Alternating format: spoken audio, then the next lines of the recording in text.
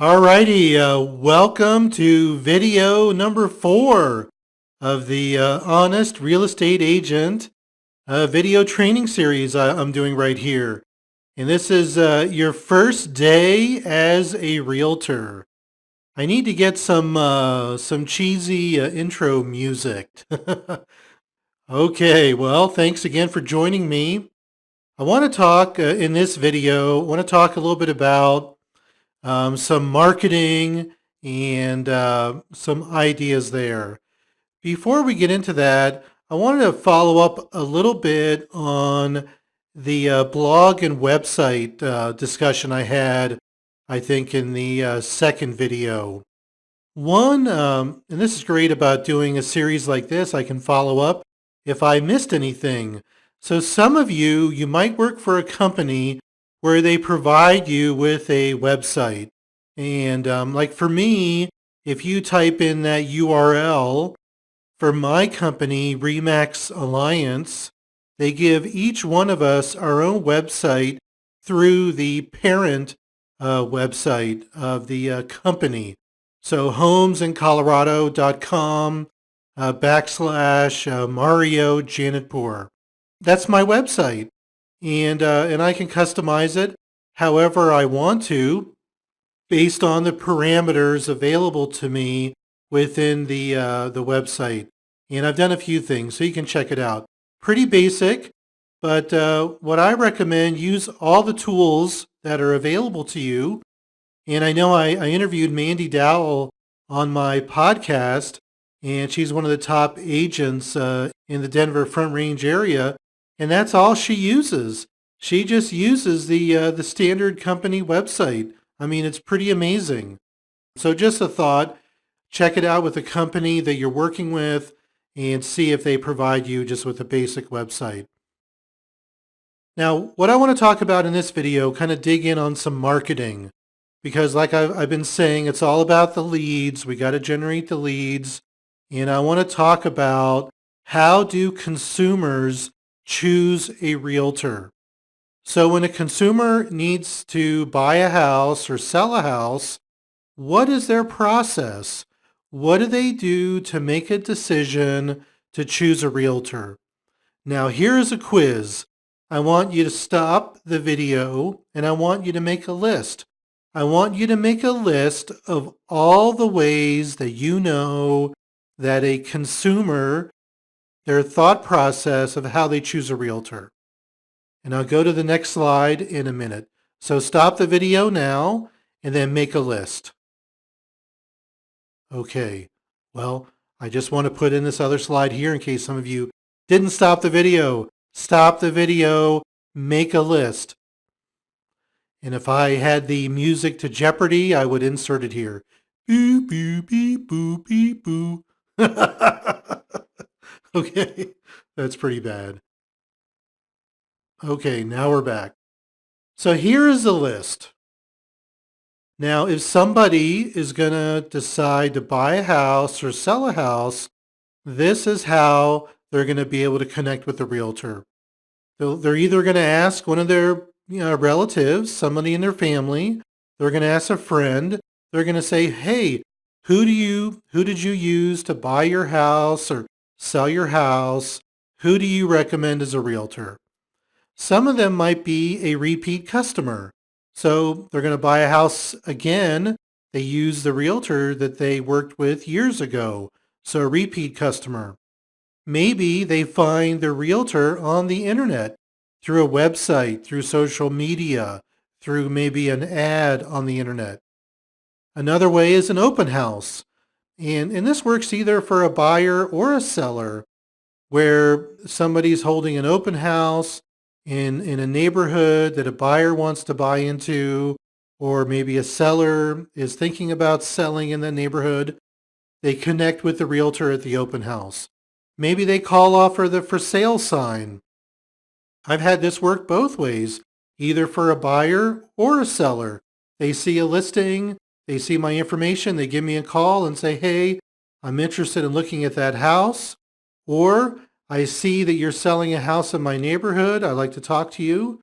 Maybe they're referred by another realtor and realtor to realtor, and I talked about that a few times. Maybe they're referred by their employer. Somebody is moving. Let's say somebody is relocating from Boston to DC and they need to work within the parameters of their employer and they need to use a realtor that the relocation company designates. Maybe they meet an agent on duty on floor. They walk into an office, they call off of a for sale sign, they get somebody working floor, a newspaper ad, a radio ad, yellow pages, the real estate magazines that you see in the grocery stores, a bus bench. Yes, realtors still advertise on bus benches. I was just driving around today for lunch and I saw a realtor that I know and she is on a bus bench and I thought that was pretty funny. And then lastly, maybe you can choose a realtor through refrigerator magnets. Who knows? Okay, well, what's the reality? Well, the reality is about 80 to 90% of buyers and sellers are going to be referrals or repeat customers. 80 to 90%. And that's a pretty high number.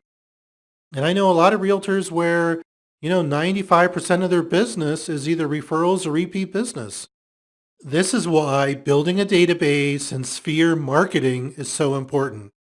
Your network of friends, family, and acquaintances are very valuable to you. And the other thing here is that when you look at 80 to 90% referrals and repeat customers, new agents, you don't have repeat business. You don't have repeat customers because you're new to the business. I want you to think about this because it's going to be very important when you start out. Working your sphere, working the people that you know is going to be a great source of business for you. But then we have to compensate. We have to compensate because you're not getting any repeat business. So let's kind of dig into this a little bit more. Let's look at sphere marketing. I want you to be able to develop a plan to communicate your value. Emails, personal emails to people in your sphere, phone calls. Call them up and say, hey, hey, Steve, I'm a realtor and I just want to let you know, personally call some people. Direct mail. Direct mail is another way to keep in touch with your sphere. Remember what we talked about before. Why do people buy? Because they like you, they trust you, and you have the expertise to help them based on their criteria. This is the foundation of selling as a realtor. I don't want you ever to forget this. So when you're sphere marketing and you're keeping in touch with people, they're going to want to do business with you. They're going to want to refer you because they like you, trust you, and you have the expertise. Now, the next slide here, when you're communicating your value, you want to show your expertise. That is really important. So what I say is, do you want to send a market report to your sphere, or do you want to send them cheesy refrigerator magnets? I'm a big believer, and a lot of people in the industry are too, to communicate your value and to show that you're an expert, you have to add value to your target audience. So for example, you can come up with a newsletter, a letter, a report that shows information about a neighborhood where the person gets your marketing collateral. And that is valuable to them. Now remember, perception is reality. You want to project yourself as the expert. And even if you're new, you can still do that. Because like I said before, knowledge is power. And you study, you preview, you take the CE classes. Anybody who's new, within a month, easily you can become an expert in a neighborhood, in an area. You just have to put in the time and effort. And you want to project professionalism. So when you're communicating with your sphere and you're trying to market to them, You want to communicate your value as much as making sure they're going to like you and trust you. Most people in your sphere, they're going to like you. They're going to trust you. But you want to be able to build up that expertise and communicate your value. Here are some examples, some direct mail ideas on how you can communicate your value.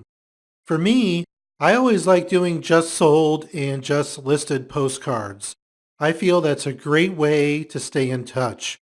Now you're new and you don't have a lot of just sold postcards, but eventually you're going to get a listing, so you can do a just listed postcard. And then once you make your first closing, then you can send out the just sold postcards. They show you that you're successful as a realtor and you're doing a good job. Now here is a just sold postcard that I use. And this is a family that I helped, and they moved here from Arizona. And so this is a just sold postcard. And if you look at it, I always try to get a picture of the customer. And I let them know that I'm going to send out the postcard. I get their permission to do that. So here you got the mom and dad and two kids, great picture. So when people see this, they're like, oh yeah, Mario, he just helped this family. He just helped these buyers. And then I put in the price. And so 663, put in the address, where it is, give a little bit of text talking about how I helped them, where they came from. And then on the left, I've got pictures of the house. And then for me, I work at Remax. So I put in my Remax balloon. So whichever company that you work for, if you can do a postcard like this and put in your company logo, or if you've got a personal logo, you want to be able to reinforce that. So for me, like I like working at Remax because we do national advertising. So all of my personal marketing, I always put in the Remax balloon. And then that way when people see the national ads and they see Remax, oh yeah, Mario, he's with Remax. And they always remember that. Now here's the other side of the postcard. I have a picture of myself, and you want to try to have a picture within like the last 5 years. And this one's right on the cusp because I took this in 2009 and I took a new picture last year, but I didn't like it at all. And my face looked really big. I don't know what happened. So I need to take a new picture. But here I got a picture of me in front of the Flatirons in Boulder. I've got my company name. I've got a little tagline, home is where you live. And then I put in my little specialties. I specialize in helping relocation buyers, first-time buyers, and full-service listings, my name, my phone numbers, and my email. And that goes out on the postcard. And on average, I'm sending out, anywhere between, I don't send this out for every time I make a sale, but I'm sending out about 10 to 15 postcards a year, and I try to make sure that I do it throughout the year. I've got one that I'm going to do probably next week, so that would be good. It hits like the middle of December because I'm not as busy through the winter months. And but again, just listed, just sold, and they're not that expensive. I send out about 200, and it costs me about 150 bucks. And the printer that I work with, they know who I am. So I get in the mail coupons, 10, 15% off, and I use that, and that'll save me like, 10 to $15. Okay, now talking about communicating your value to your sphere, you can send out information on market statistics. You can send out information on recent sales, maybe a lender that you work with, a title company. You can go into your MLS and you can create reports. Anything that's related to real estate news, people, they eat that stuff up. I mean, I don't know about you, but when I go to parties and I'm talking to people, I went to a party right after Thanksgiving, and all everybody talks about is real estate. And like for me, I'm a realtor. They know I'm a realtor. So 3 hours, talking about real estate. So it's just a big part of everybody's lives now. People are obsessed about real estate. So any good information you can give to them, and I've got different ways here. You can email it to them, like through the MailChimp program. You can do it in a letter. You can do it in a newsletter. All different kind of ways you can do it. If you want to do like a full brochure and you want to do something sophisticated, you can personally deliver it to people in your sphere. There's nothing wrong with that because again, like I said, you're adding value. You want to give them good information. Now, I make fun about refrigerator magnets and trinkets and this, that, and the other. Those items can work, but those items work more when you have established yourself as a realtor a few years and you're sending that type of goodies to your previous customers and people in your sphere that you have good relationships with. Okay, let's dig in here. This slide here talking about sphere marketing. You want to stay in touch on a regular basis and however you want to do it. Email, phone call, direct mail, drive by, take them out to lunch, phone calls. You want to figure out a way to keep in touch with your sphere on an ongoing basis. And this is where you can be creative. I mean, be creative. You can do networking parties. I know some realtors, they do like weekly football parties. And, either for your alma mater, like your local college or your local pro NFL team. You can do it for any other sport. You can do book clubs, activities, hiking clubs, bicycling clubs, whatever it is. This is where you can be creative to be able to stay in touch with as many people as you can on a monthly basis. Another idea is you can do some home buying and home selling seminars. I know like in my area, if I did a home buying seminar and talking about how you can get your offer accepted in a seller's market, I think that would be really valuable. Same thing with selling seminars, talking about what you need to do to get your house ready, what are valuable remodeling projects, updates you can do, anything you can add value to keep in touch. The way I look at it is that I want to have a valid reason to give somebody a call or to give them an email. And a seminar is a great way because you can touch everybody and say, hey, I'm going to be holding this seminar next week, this place here, whatever. You can partner with a local business and it gives you the right to call and email everybody in your sphere. Fantastic. Okay, talking about lead generation. Like I said earlier here, 80 to 90% of the leads that most realtors get are referrals and repeat clients. Now that's a challenge for you as a new agent, for those of you who are new, or maybe some of you are trying to kickstart your business again. It's challenging because you don't have repeat business. And then also your sphere, they're not used to seeing you as a realtor. For me, I was in high tech for 15 years. And a lot of people that I knew, oh, Mario, he was in the computer business. He was selling software. Oh, he's a realtor now. Really? Oh, okay, interesting. When I made that transition, I had to establish my reputation and I really had to communicate my value as a realtor. Now, this is one of the things I talk about when you're choosing a real estate company to work for.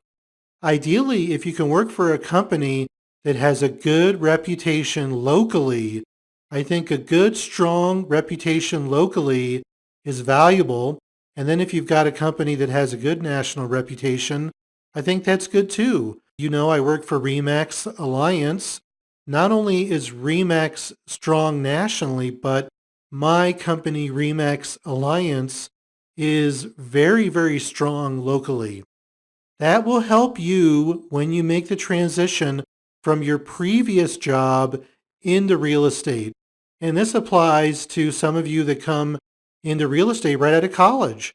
If you work for a company that has a good reputation, that's going to help you in terms of your perception when you're presenting yourself to your sphere. What do you do when you're trying to generate leads? Remember, that's the big thing. You're not going to have a lot of leads right up front from your sphere and repeat business. And like I've been saying all along, I keep repeating it, but I just want to keep repeating it. It is the leads. You don't get paid until you close a deal. You need buyers and sellers. You need to fill your pipeline. You are in charge of your business. You have to make it happen. Don't sit back. Don't wait. Don't wait for the phone to ring. Don't wait for somebody to walk in the office. The $1 million buyer is not going to walk in off the street. You have to figure out a way to market yourself and connect with those consumers. Now, sphere marketing is a great way for you to start. So use some of the ideas that I've talked about here in this video to reach out to your sphere, communicate your value, communicate your expertise, and eventually you're going to start working with people directly who need to buy or sell a house, or you're going to get referrals. I know for me, when I started out, I did a lot of sphere marketing, and I didn't get as much people from my sphere who were using me. I was getting referrals, and people would say, hey, Mario's a realtor now. You need to give him a call. And I got a lot of good business that way. Now, the biggest area where you can generate leads is through hosting open houses. It's a great source of leads. I talked about it before. Your first month, you should host 4. It's a free source of marketing.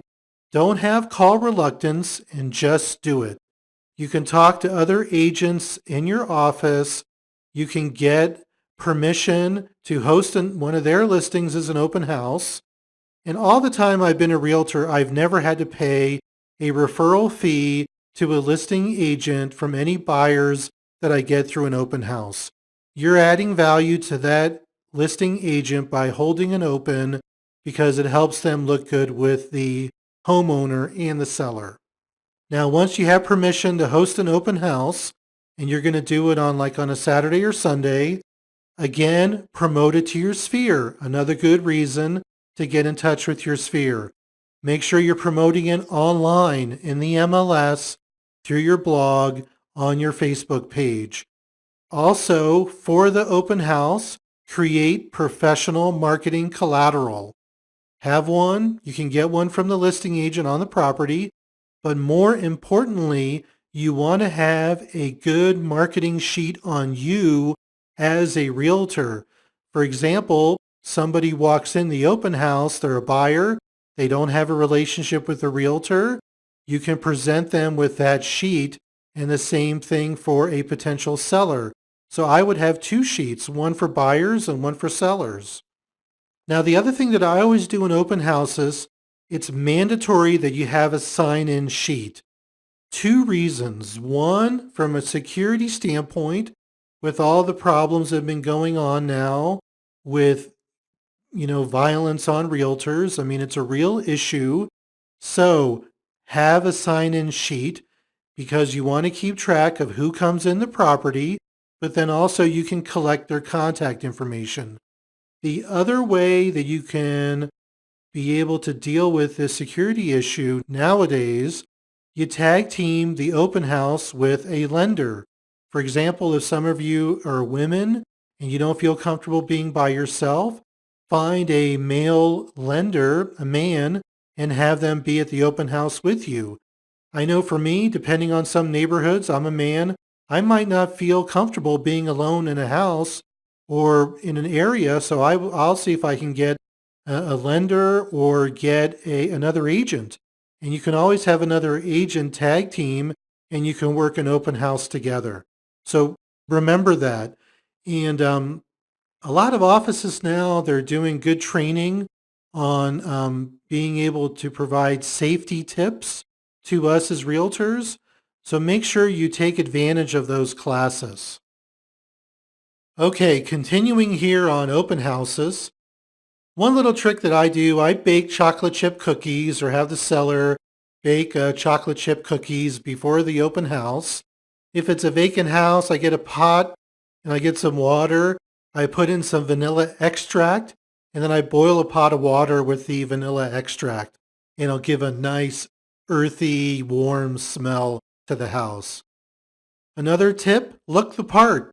You want to look like a realtor, dress professional, look sharp, make sure you're groomed well, make sure you're feeling good, you're well rested. You got to be on. So you want to be able to make sure that you're feeling good. Most importantly, be yourself, be confident, build rapport. For me, all the people that I've been able to connect with at open houses, it's all been based on the relationship. It's relationship building. And like my youngest daughter says, you got to build that relationship fastly. You got to do it quickly because a lot of times you only have a few minutes to be able to make a strong connection. Build rapport, find commonality, be yourself, and you will connect with people. It is the law of attraction. People are going to be attracted to you. Some of them aren't. And don't take it personal because you can't work with everybody. It just can't happen. Sorry. The other area that we'll talk about in the next video, I'll talk about internet presence. Here's an area where you can, on a minimal budget, be able to connect with buyers and sellers based on your niche, based on your content marketing, what you're putting out there through your website, through your blog, and doing YouTube videos. And we'll talk about that in the next video that I do because I don't want to make these videos too long. So anyway, that's it for this video. Let me know if you have any questions. Here's my information again. Thanks a lot for feedback. I'm getting good feedback already on the first 3 videos that I've done in this series. So thank you to all of you. It's good to hear that this is kind of resonating with the audience out there. And if you have any questions or anything, email me. And like I said, share the video, hit the like button. The more likes I get, it helps me. Subscribe to my YouTube channel. And I appreciate you watching. And we'll be talking again soon. Okay, thanks. Bye-bye.